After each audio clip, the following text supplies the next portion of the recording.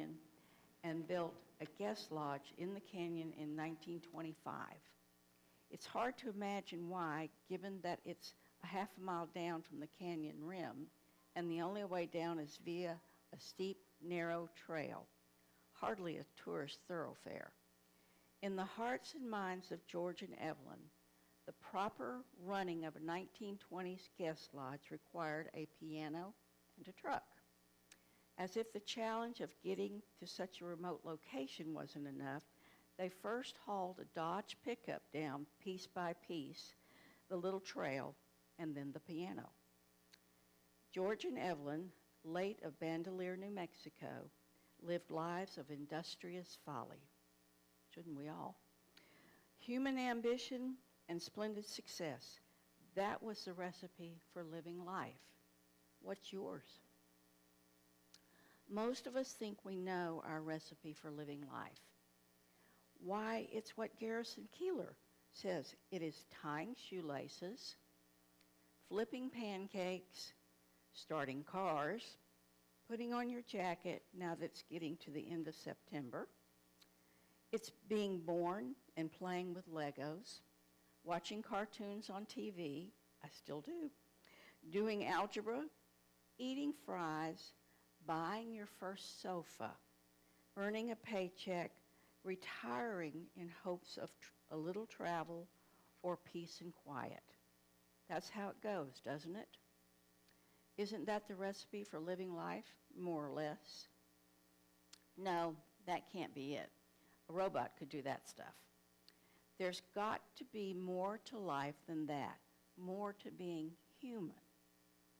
In pursuit of the idea that there's got to be more to life, I checked out some resources, some guidelines for living life.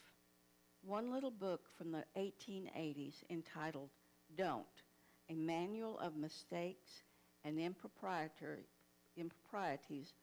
more or less prevalent in conduct and speech. Keeps it pretty simple, just a few rules, and you'll be human, or at least civilized, which at that time was about as good as it got.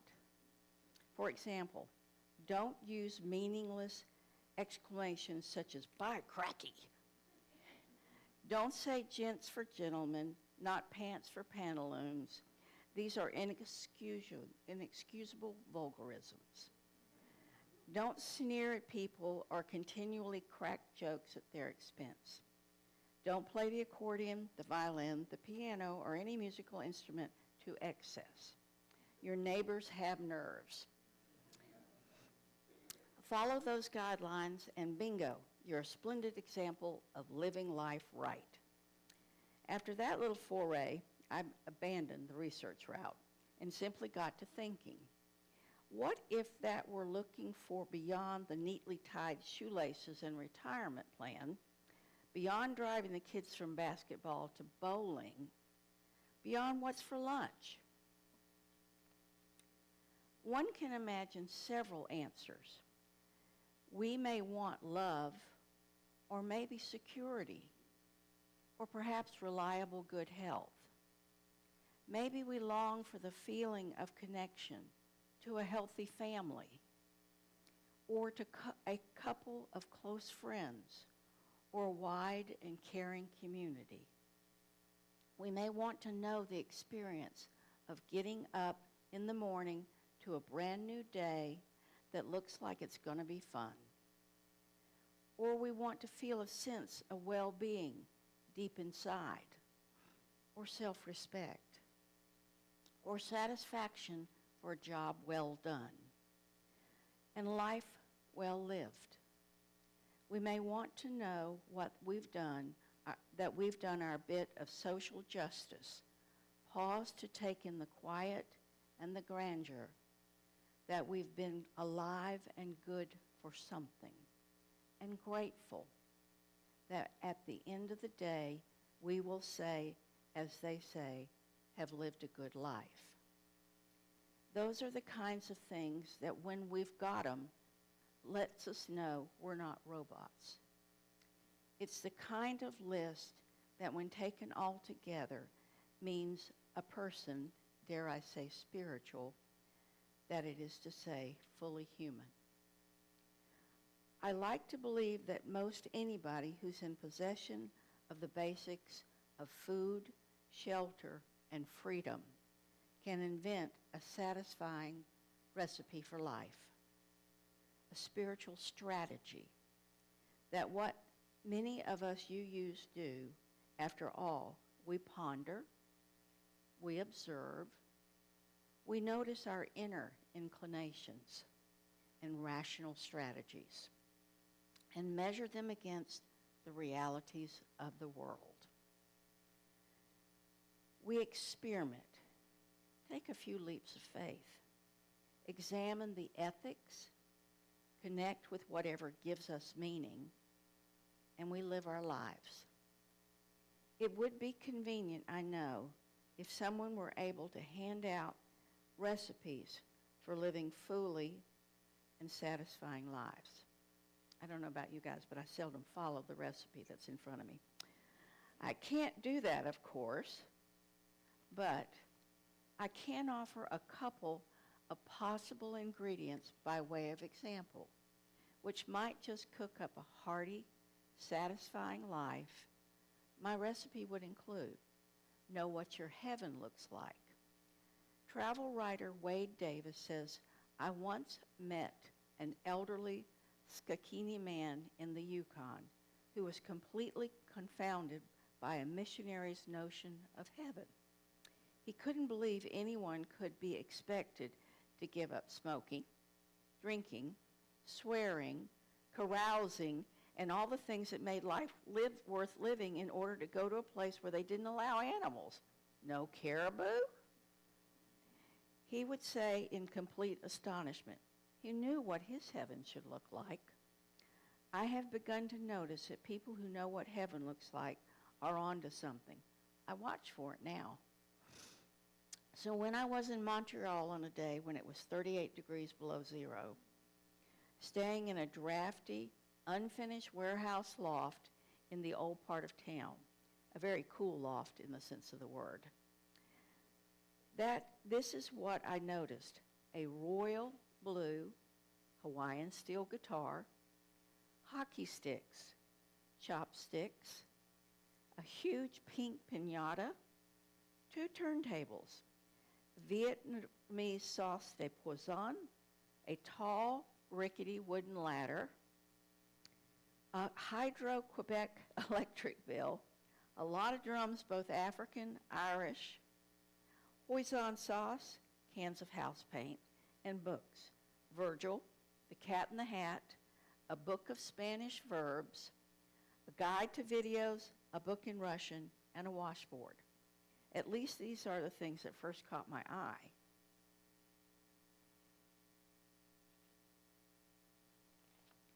I looked out the window and saw people zipping out about there in the cold, bundled up away beyond fretting about hat, hair, or sleek silhouette. Restaurants and bars were packed. Friends gathered everywhere.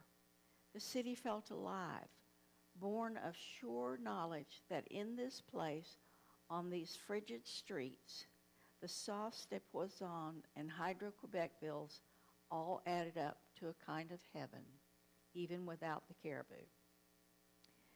When we want to know how best to live, I think it helps to know what heaven could look like. Maybe it has something to do with teaching 4-year-olds in the local shelter what platypus look like, or seeing great Chinese vases, or getting back in touch with old neighbors, or the spiritual practice of the folks at AA.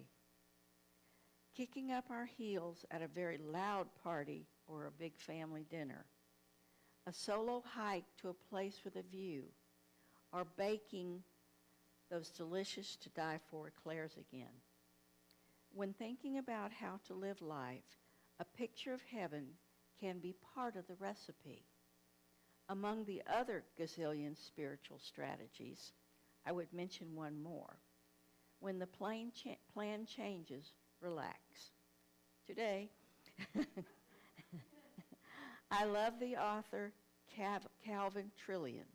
In this book, his book, Family Man, he describes a scene where he is at brunch in a cafe seated next to Molly, a friend's 11-year-old.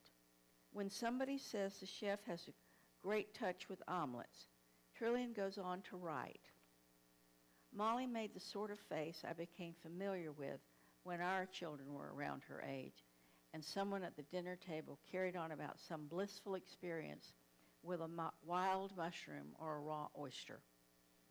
Why did Molly grimace at the thought of eating eggs? Because several years before, she'd seen the most famous and widely praised drug commercial in the anti-drug campaign. The commercial opens with a shot of a raw egg while a voice says, "This is your brain on drugs." The commercial may well have put a number of teenagers off drugs. It put at least one 6-year-old in New Jersey off eggs. Trillian calls the doctrine of unintended consequences. It may be an odd idea, but I believe that fully human, spiritual people understand and accept this doctrine. There is a serenity that comes from realizing that the best laid plans can just as easily result in an 11-year-old who won't eat eggs. It seems to me that healthy people find a way of accepting the good try or the best shot. Yet you insisted on music lessons for your children.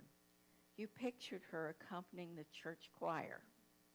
But your child turns around and becomes an orange-haired, body-pierced, aspiring rock star in Las Vegas. All because of those music lessons. That's not what you meant to do. You pictured yourself living in LA by now, what with your college major in film, but your niche turned out to be cable TV sales, and you live in Minneapolis, where it snows. That wasn't exactly the intention. You went for couples counseling to strengthen your relationship, only to conclude that really the two of you have been poorly suited all along. The doctrine of unintended consequences. Looking around, I notice that people who feel content about their lives are people who relax in the face of a changed plan, who keep a sense of humor about the absurdities of life, even in the cruel tricks, and get on with life. Living life, whether it's dealing gracefully with the unintended consequence, moving a little closer to heaven, or using other guidelines and metaphors entirely.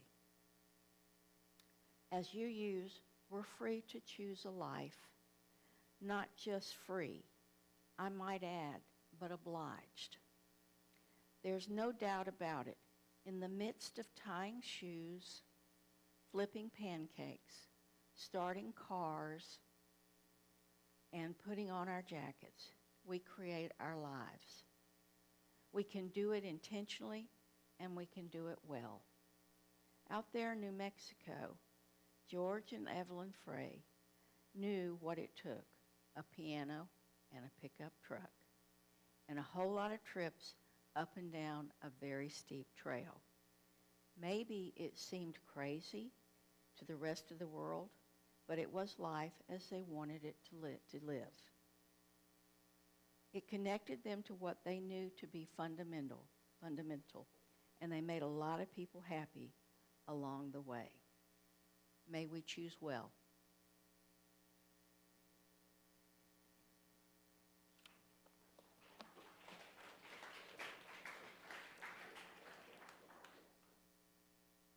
And I can say for my husband and I, who's on his way up to see his 98-year-old mother, we chose well.